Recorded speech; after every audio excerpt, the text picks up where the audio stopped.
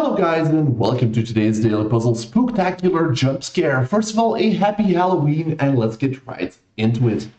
So what do I see? Well, I see that we have a bunch of pawns almost all ready to promote.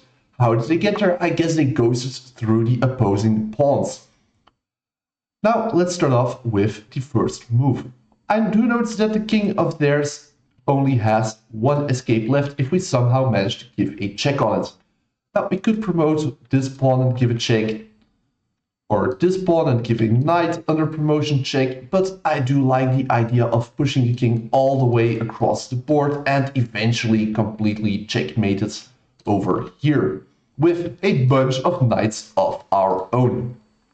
So in order to do that, we have to start off all the way over here, because if we do not go over here, under promote to the knight with the check, and more importantly protecting this pawn, then we will be short on pieces. So we start off with the pawn under promotion to a knight for a check.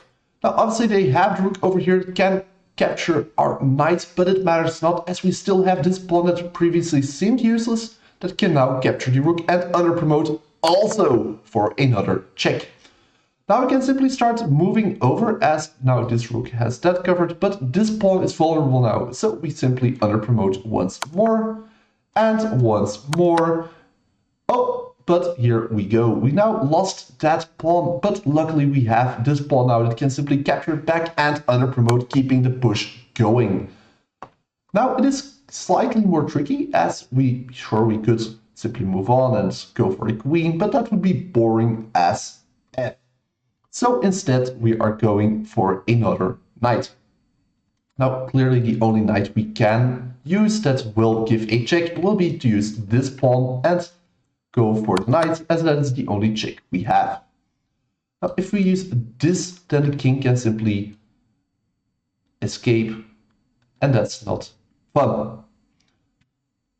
So instead we are going to use this one, because well, at that point, this pawn still is completely safe by the knight, so we can easily use this and go for a check. The king moves over, and now that it completely is over the board, we have the maximum amount of knights we can get in this game by promoting our final pawn to the knight.